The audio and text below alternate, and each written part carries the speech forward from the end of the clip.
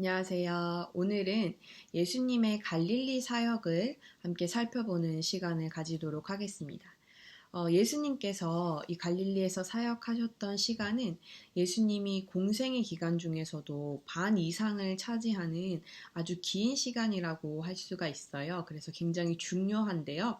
갈릴리 지도를 우리가 오늘 함께 살펴보면서 또 방향 감각도 익히고 예수님이 어떻게 사역하셨는지 우리가 그것을 한번 따라가 보도록 하겠습니다. 그 전에 우리가 계속 이야기했던 것처럼 오늘 함께 살펴볼 지도는 성경적인 관점에서 위치 방향을 우리가 잘 보아야 되는데요. 우리가 기존에 알고 있는 동서남북이 아니라 동쪽이 위를 향하고 북쪽이 왼쪽을 향하는 그런 관점으로 이 지도를 함께 살펴보면 좋겠습니다. 처음에 예수님의 그 사역은 우리가 가버나움에서 시작한다고 생각하시면 되겠고요. 가버나움, 벳세다 이렇게 가버나움, 벳세다, 고라신 이렇게 세 지역이 트라이앵글처럼 이 지역을 예수님께서 가장 집중적인 사역을 하셨던 그런 지역이라고 할 수가 있겠습니다. 그리고 북쪽에서 흘러오는 요단강 동편 지역이 벳세다 지역이고요. 또 서편이 고라신과 가버나움 지역이 되겠습니다. 그리고 조금 더 내려가면 헵타파곤이라는 지역이 나오지요. 이곳은 요한복음 21장의 배경이 되는 곳입니다. 그 아래에 게네사렛이라는 곳이 나옵니다. 게네사렛 지역은 앞에 보이는 커다란 바다, 긴네렛 바다와 같은 이름을 가진 곳이라고 할 수 있어요. 그래서 게네사렛과 긴네렛은 같은 이름이다. 그 옆에 막달라라는 지역, 또 달마누다, 마가단 동일한 이름인데요. 달마누다는 마가복음에서 쓰인 이 지역이고 또 마가단은 마태복음에서 이렇게 사용된 지명입니다. 그리고 수도였던 디베랴가 여기에 있고요. 그리고 건너편, 바다 건너편에는 이름이 데가볼리라는 아주 큰 지역이 있어요. 이곳에서 가장 큰 도시였던 거라사 지역을 중심으로 이곳을 거라사 지방이라고 부르기도 합니다. 또 큰 도시 중에 하나였던 가다라라고 불리는 이곳도 같은 지명으로 동일하게 사용되고 있다는 것을 우리가 알 수 있습니다. 그래서 데가볼리, 가다라, 거라사 모두 동일한 지역을 지칭하는 것으로 우리가 그렇게 생각을 하면 되겠습니다. 그리고 가장 북쪽에는 가이사랴 빌립보라는 지역이 나오고요. 그보다 더 위에 헤르몬산이 위치를 하고 있습니다. 그리고 서쪽으로 가다가 보면 베니게라고 하는 문명의 주요 도시 두로와 시돈이 있습니다. 그 이후에 예수님의 고향 나사렛이 있고요. 나사렛 주변에 능선이 있고 그 아래 골짜기가 있고 또 모래산이 보이시죠? 그 옆에 나인성이 있습니다.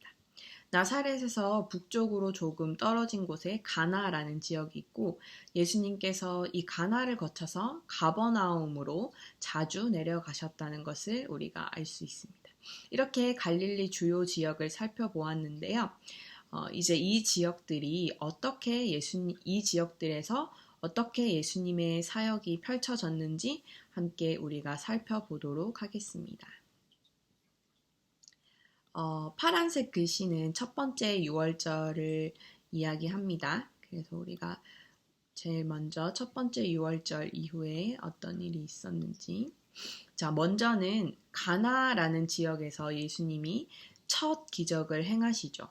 바로 물이 변해서 포도주로 만드신 가나의 혼인잔치 기적인데요. 이것이 바로 이 가나에서 일어났던 일입니다.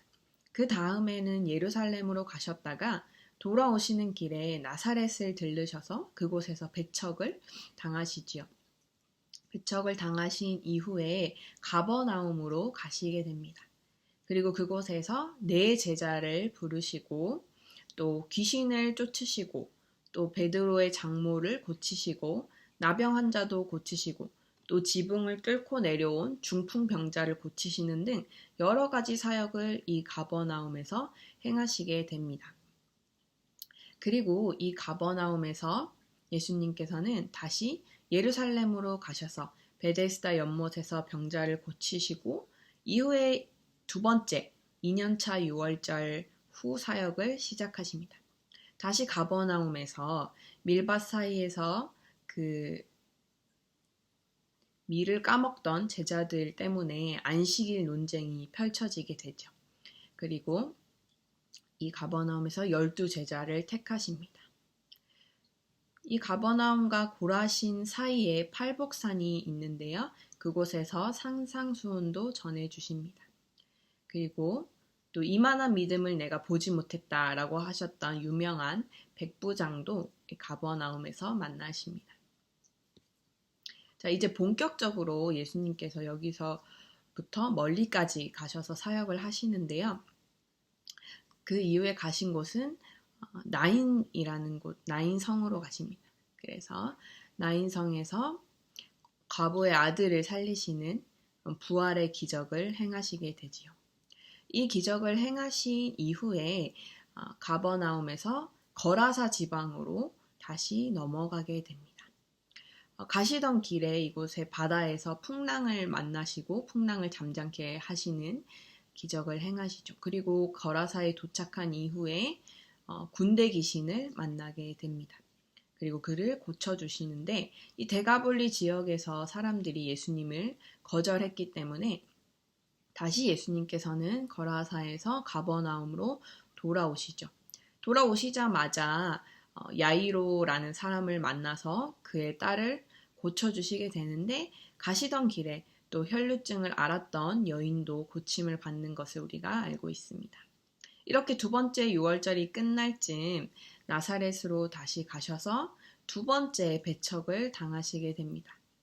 이 두 번째 배척을 당하셨지만 예수님께서는 12제자를 파송하심으로 우회적인 전도를 하시게 됩니다. 자, 그리고 마지막으로 세 번째 6월절 이후를 우리가 초록색 글씨로 함께 살펴보도록 하겠습니다. 예수님께서 벳세다 지역에서 오병이어 기적을 행하신 후에 가버나움으로 다시 이동을 하십니다. 그리고 가시던 중에 물 위를 걸으시는 기적을 행해서 제자들을 깜짝 놀라게 하시죠.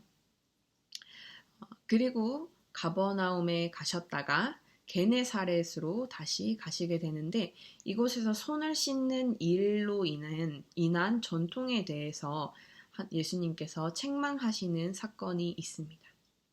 그리고 그 이후에 저 멀리 두로 지역을 향하게 되시는데요. 두로 지역으로 가셔서 두로와 시돈 사이에 있는 사르밧으로 추정되는 그 위치에서 수로보니게 여인을 만나서 그 여인의 딸을 고쳐주시게 되죠. 그 다음 예수님께서는 쭉 돌아서 데가볼리 지역으로 오셔서 에바다 기적과 또 칠병이어 기적을 보여주시게 됩니다. 예수님께서 벳세다 지역에서는 오병이어 기적을 보여주셨는데 이 게네사렛 지방에서는 칠병이어를 보여주시게 되지요. 데가볼리 지역이죠. 데가볼리 지역에서는 칠병이어 기적을 보여주시게 되죠. 벳세다 근처에서는 5,000명을 오병이어로 먹이시고 12바구니를 남기셨고 칠병이어에서는 7간주리를 남기셨죠. 이후에 예수님께서 배를 타고 달마누다 지역으로 가셨는데 그곳에서 사람들이 기적을 예수님께 또 요구하자 예수님께서는 요나의 표적 외에는 내가 보여줄 것이 없다라고 말씀하십니다.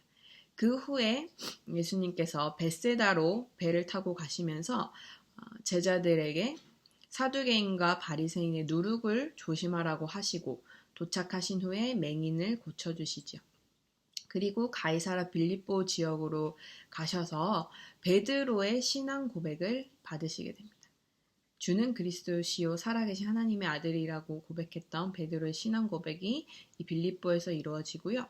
그 이후에 헤르몬산으로 올라가셔서 변화되신 사건이 있었고 또 예수님이 별세하실 것이라는 것에 대해서 말씀하십니다.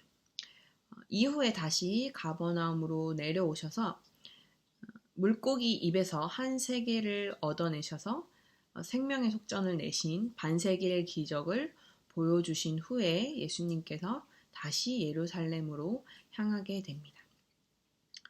이것이 예수님께서 갈릴리 지역에서 행하셨던 기적을 우리가 함께 쭉 살펴본 것인데요.